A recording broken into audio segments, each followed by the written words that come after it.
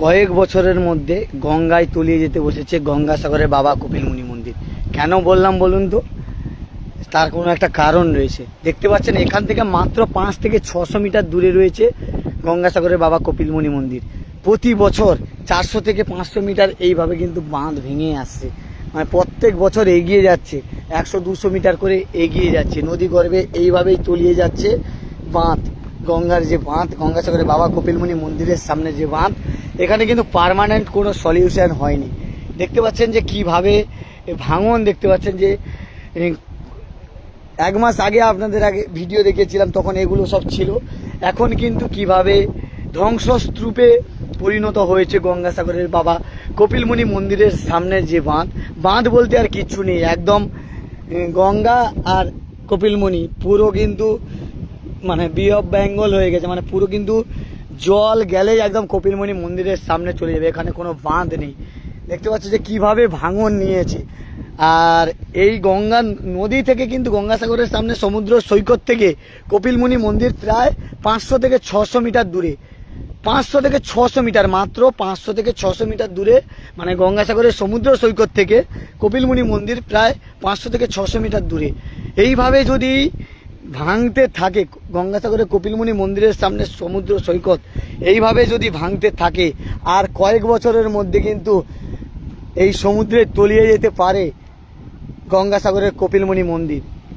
মানে সেটা আমি বলছি না, আপনারা দেখেই বুঝতে পারছেন। এর যদি না পার্মানেন্ট কোনো সলিউশন হয়, প্রতি বছর এইভাবে পাইলেন দেওয়া হচ্ছে, এইভাবে মাটি ফেলা হচ্ছে, মাটিগুলো আবার বেরিয়ে চলে যাচ্ছে। পাইলেনের খুঁটিগুলো শুধু থাকছে, মাটি থাকছে না। কিন্তু দেখতে পাচ্ছেন যে পাইলেনের খুঁটি থাকছে কিন্তু মাটি নেই। মানে কি বলবো, এইভাবে কিন্তু তলিয়ে যেতে পারে, কিন্তু কোনো কিছুই দেখতে পাচ্ছি না। দেখতে পাচ্ছেন যে খুঁটি শুধু আছে আর মাটি নেই। প্রশাসনের পক্ষ থেকে, মানে সরকারের পক্ষ থেকে, যেহেতু এটা ভারতবর্ষের দ্বিতীয় বৃহত্তম মেলা, প্রত্যেক বছর জানুয়ারিতে গঙ্গাসাগর মেলা বসে। জানুয়ারির 12-13 তারিখ থেকে কিন্তু শুরু হয়ে যায় গঙ্গাসাগর মেলা। তখন কিন্তু এই গঙ্গাসাগর পুরোটাই কিন্তু সাজো সাজো রব হয়ে ওঠে। এইভাবে যদি ভাঙতে থাকে 2026-এর গঙ্গাসাগর মেলা, মানে প্রশাসনের পক্ষে করা অনেকটাই চাপ হয়ে যাবে, কারণ জায়গা অনেকটা সংকট হয়ে যাবে। সমুদ্র সৈকত বলে কিন্তু কোনো কিছুই থাকছে না। পুণ্যার্থীরা যেভাবে এখানে এসে সমুদ্র সৈকতে স্নান করত, সেই সমুদ্র সৈকত থাকছে না। এই সমুদ্র সৈকত এখন কিন্তু বিপজ্জনক হয়ে উঠেছে, যে তাই কিন্তু এপারে কিন্তু সমুদ্র সৈকতে কোনো পুণ্যার্থীদের স্নান করতে দেওয়া হচ্ছে না। কারণ এইভাবে যে বল্লা পোতা হয়েছে, দেখতে পাচ্ছেন যে কাঠের বল্লা, যেটাকে ইউক্যালিপটাসের গাছের বল্লাগুলো পোতা রয়েছে। এখানে যদি পুণ্যার্থীরা স্নান করে, তারা কিন্তু যে কোনো মুহূর্তে তো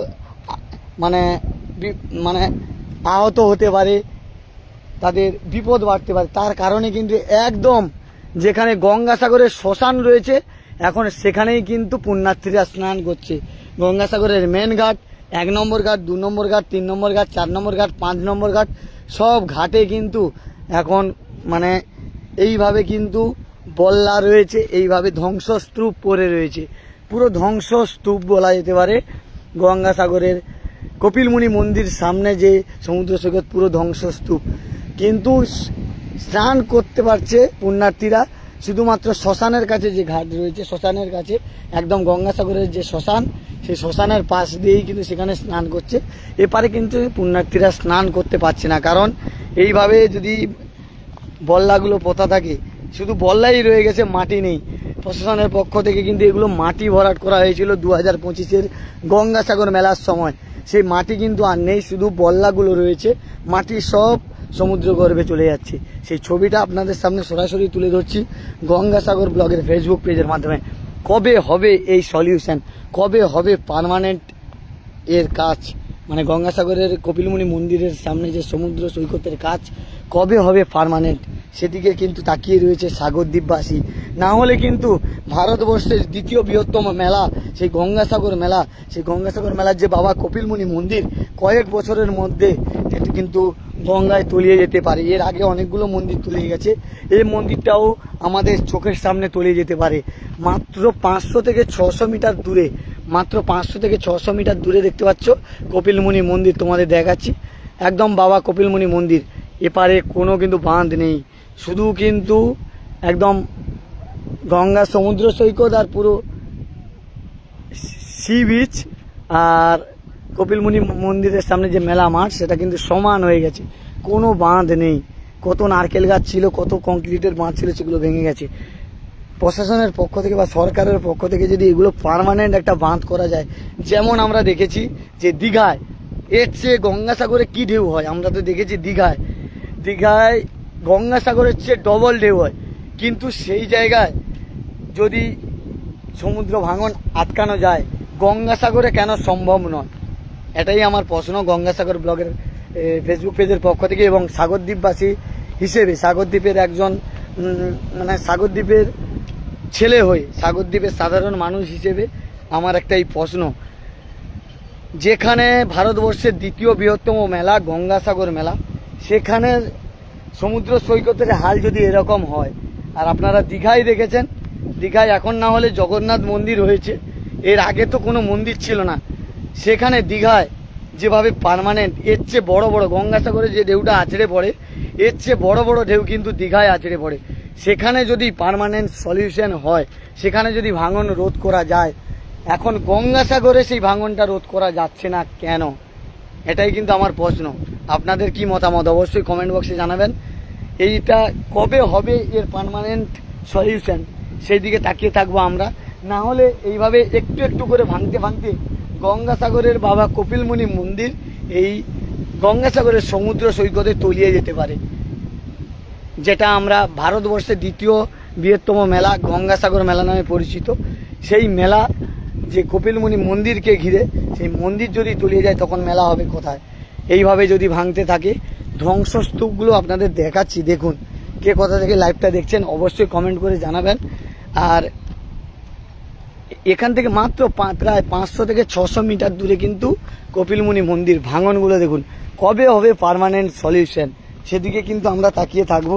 আজকের অনেক দিন পরে গঙ্গাসাগরে এসেছি, আপনাদের দেখাচ্ছি, দেখুন কিভাবে ভেঙে রয়েছে, শুধু ধ্বংসস্তূপ।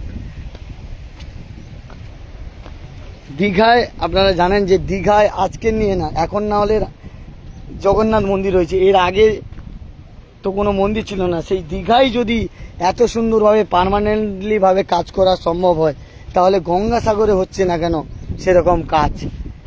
এটাই কিন্তু আমাদের প্রশ্ন। কারণ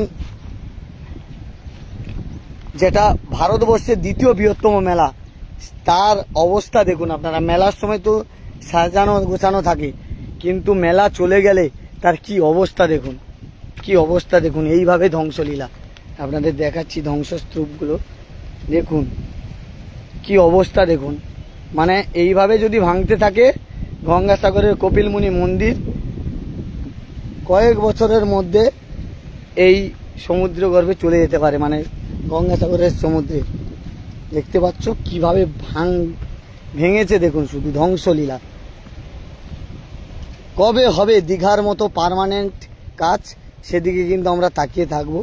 দীঘার মতো পার্মানেন্ট যদি না কাজ হয়, তাহলে কিন্তু এইভাবে ধ্বংসস্তূপগুলোকে আমাদের সব সময় দেখতে হবে। দেখতে পাচ্ছেন, দেখুন ভারতবর্ষের দ্বিতীয় বৃহত্তম মেলার, তার মেলার শেষ হয়ে যায়, তারপরে কি অবস্থা হয় দেখুন। ভারতবর্ষের দ্বিতীয় বৃহত্তম মেলা গঙ্গাসাগর মেলা, সেই গঙ্গাসাগরের যে কপিলমুনি মন্দিরের সামনে চিত্র দেখুন, কপিলমুনি মন্দিরের সামনে সমুদ্র সৈকতের হাল দেখুন, কি অবস্থা দেখুন।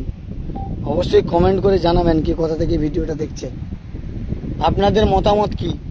পার্মানেন্ট সলিউশন হোক, সেটা আমরা চাই। কবে হবে সেই পার্মানেন্ট সলিউশন? আর সেই পার্মানেন্ট সলিউশন না হলে কয়েক বছরের মধ্যে কিন্তু তলিয়ে যেতে পারে গঙ্গাসাগরের কপিলমুনি মন্দির, সমুদ্র গর্ভে কিন্তু তলিয়ে যেতে পারে। আপনারা জানেন, আপনাদের আগেও দেখিয়েছি, কয়েক বছরের মধ্যে কিন্তু তলিয়ে যেতে পারে সমুদ্র গর্ভে গঙ্গাসাগরের কপিলমুনি মন্দির। মেলা এলে এগুলোই কিন্তু সাগরদ্বীপের বিভিন্ন প্রান্ত থেকে মাটি নিয়ে এসে ভরাট করা হয়। এই বল্লা পাইলেনগুলো দেওয়া আছে, এর ভেতরে কিন্তু মাটি দিয়ে বাঁধ করা হয়। কিন্তু মাটি দিলে কি হবে? এইভাবেই ধুয়ে চলে যাবে, শুধু বল্লা থাকবে, আবার মেলার সময় আবার মাটি দেওয়া হবে, আবার কিন্তু বল্লা থাকবে। এইভাবে যদি মাটিও নিতে থাকে, তাহলে সাগরদ্বীপও তো জলাশয়ে পরিণত হয়ে যাবে। কারণ যে কোনো সাগরদ্বীপের বিভিন্ন প্রান্ত থেকে তো মাটিটা আসে, সেখানে তো গর্ত হচ্ছে, সেখানে তো পুকুর খনন হচ্ছে, বা সেখানে তো মাটিটা ডিপ হচ্ছে। তাহলে ডিপ হতে হতে সাগরদ্বীপও একদিন তলিয়ে যাবে এই গঙ্গায়। কারণ কপিলমুনি মন্দির মাত্র এখান থেকে 5 থেকে 600 মিটার দূরে। আর এগুলো আবার মেলার সময় দেখবেন এই বল্লা পাইলেন দেওয়া রয়েছে, এখানে কিন্তু আবার মেলার সময় মাটি পড়বে, সাগরের বিভিন্ন প্রান্ত থেকে মাটি আসবে টলি টলি করে। সে মাটিটা আনা মানে তো সাগরদ্বীপের বিভিন্ন জায়গায় জলাশয় পরিণত হয়ে যাচ্ছে। অনেকে হয়তো পয়সার লোভে মাটি দিচ্ছে, কিন্তু জলাশয় তো হয়ে যাচ্ছে। তাহলে সাগরের মাটিটা তো তলিয়ে যাচ্ছে গঙ্গায়। কি অবস্থা দেখুন। কবে হবে পার্মানেন্ট সলিউশন, সেদিকে কিন্তু তাকিয়ে থাকবে সাগরদ্বীপবাসী। আমিও সাগরদ্বীপের একজন ছেলে হয়ে গঙ্গাসাগর ব্লগ চালাতে পারি, কিন্তু সাগরদ্বীপেই আমার বাড়ি। আমাদের স্বপ্ন গঙ্গাসাগরের কপিলমুনি মন্দির, সেটা সারা সাগরদ্বীপবাসীর স্বপ্ন। সেটা কিন্তু এইভাবে যদি ভাঙন হয়, এইভাবে যদি ধ্বংসস্তূপে পরিণত হয়, এইভাবে যদি একটু একটু করে ভাঙতে থাকে, গঙ্গাসাগরের কপিলমুনি মাত্র এখান থেকে 5 থেকে 600 মিটার দূরে, সেটা কিন্তু এই গঙ্গাসাগরের সমুদ্র সৈকতে তলিয়ে যেতে পারে। কি অবস্থা দেখুন আপনারা, কি অবস্থা দেখুন। অনেকদিন পরে এসছি, দেখেই খারাপ লাগছে। আগে এসছিলাম এগুলো ছিল, এটা কংক্রিটের রাস্তা ছিল, এখান থেকে আমি গাড়ি নিয়ে গেছি, এর আগে এসছিলাম। কিন্তু এখন কি অবস্থা দেখুন, কি অবস্থা দেখুন। মানে খুব খারাপ অবস্থা গঙ্গাসাগরের সমুদ্র সৈকতে। এর পার্মানেন্ট সলিউশন না হলে, এর পার্মানেন্ট সলিউশন যদি না হয়, তাহলে কিন্তু এইভাবে ধীরে ধীরে ভাঙতে ভাঙতে, দেখতে পাচ্ছেন আপনাদের বলেছিলাম, এ দেখুন কপিলমুনি মন্দির এখান থেকে মাত্র 5 থেকে 600 মিটার দূরে কপিলমুনি মন্দিরটা দেখতে পাচ্ছেন। এখান থেকে দেখা যাচ্ছে, আগে মন্দির সমুদ্র সৈকত থেকে মন্দিরের চূড়া দেখা যেত, এখন মন্দির দেখা যাচ্ছে। দেখুন আপনাদের দেখাচ্ছি। আর কে কোথা থেকে ভিডিওটা দেখছো অবশ্যই কমেন্ট করে জানিও। আমার একটাই প্রশ্ন, যে দীঘায় যদি পার্মানেন্ট বাঁধ হতে পারে, দীঘায় যদি ভাঙন রোধ করা যেতে পারে, দীঘায় তো গঙ্গাসাগরের চেয়ে আরও বড় বড় ঢেউ আছড়ে পড়ে, তাহলে গঙ্গাসাগরে কেন সম্ভব নয় দীঘার মতো সেই পার্মানেন্ট বাঁধ? দীঘার মতো সেই পার্মানেন্টভাবে বাঁধ তৈরি করা কেন সম্ভব নয়? দীঘায় যদি এর চেয়েও ডবল ঢেউ হয়, দীঘায় যদি পার্মানেন্ট বাঁধ হয়, তাহলে গঙ্গাসাগর, যেটা ভারতবর্ষের দ্বিতীয় বৃহত্তম মেলা, সেই মেলার যে নদী বাঁধ কেন পার্মানেন্ট হবে না? সেটা কিন্তু আমারও প্রশ্ন। কবে হবে সেই পার্মানেন্ট সলিউশন, সেদিকে কিন্তু তাকিয়ে থাকবো আমরা। না হলে কিন্তু পার্মানেন্ট সলিউশন না হলে এইভাবে ভাঙতে ভাঙতে কিন্তু কপিলমুনি মন্দিরও গঙ্গায় তলিয়ে যাবে। কারণ যেভাবে ভাঙন চলেছে কপিলমুনি মন্দির, আর কয়েক বছরের মধ্যে কিন্তু এইভাবে ভাঙতে থাকলে সমুদ্র গর্ভে তলিয়ে যেতে পারে। এর আগের মন্দিরগুলো যেমন গেছে, এই মন্দিরটাও তলিয়ে যেতে পারে। এখন তো আমরা অনেক উন্নতি প্রযুক্তি দেখি, কিন্তু এখানে কেন সেই উন্নতি প্রযুক্তির কাজ হচ্ছে না, সেটাই কিন্তু প্রশ্ন। দেখতে পাচ্ছেন কি কোনো কাজ? আপনারা দেখুন, এপারে যেরকম বল্লা পুঁতে মাটি ফেলা হয়েছে, সেপারেও দেখুন বল্লা ফেলে মাটি ফেলে বালি দিচ্ছে। বালি দিলে কি থাকবে? এর পার্মানেন্ট সলিউশন কবে হবে? এইভাবে বল্লা পুঁতে শুধু টাকা নষ্ট করলে কি হবে? সব জলে চলে যাচ্ছে। কিন্তু এর পার্মানেন্ট দীঘার মতো যদি করে, তাহলে কিন্তু কপিলমুনি মন্দিরকে বাঁচানো সম্ভব। না হলে যে কোনো মুহূর্তে, মানে আর কয়েক বছরের মধ্যে তলিয়ে যেতে পারে গঙ্গাসাগরের কপিলমুনি মন্দির। সবাই ভালো থাকবেন, সুস্থ থাকবেন। দেখা হচ্ছে পরের ভিডিওতে। আর কে কোথা থেকে ভিডিওটা দেখছে অবশ্যই কমেন্ট করে জানাবেন। আর অনেকে এটাকে পলিটিক্যালভাবে নেবেন না, কারণ যেটা অরিজিনাল, যেটা সত্য, সেটাই আমি তুলে ধরলাম। গঙ্গাসাগরের যা পরিস্থিতি, যা এই মুহূর্তের গঙ্গাসাগরের সমুদ্র সৈকতের যা হাল, সেইটাই তুলে ধরলাম আপনাদের সামনে। আর যেটাই সত্য সেটাই বললাম। কবে হবে পার্মানেন্ট সলিউশন, সেদিকে কিন্তু আমাদের নজর থাকবে সাগরদ্বীপবাসী হিসেবে। সবাই নজর রাখুন, গঙ্গাসাগর ব্লগের সঙ্গে থাকুন, এরকম বিভিন্ন ধরনের আপডেট পাবেন। আর এটা পার্মানেন্ট সলিউশন না হলে কপিলমুনি মন্দির কিন্তু বিপদের মধ্যে রয়েছে, যে কোনো মুহূর্তে গঙ্গায় তলিয়ে যেতে পারে। সবাই ভালো থাকবেন, সুস্থ থাকবেন। দেখা হচ্ছে পরের ভিডিওতে। টাটা। ভাঙনটা দেখুন শুধু। কিভাবে ভাঙছে দেখুন।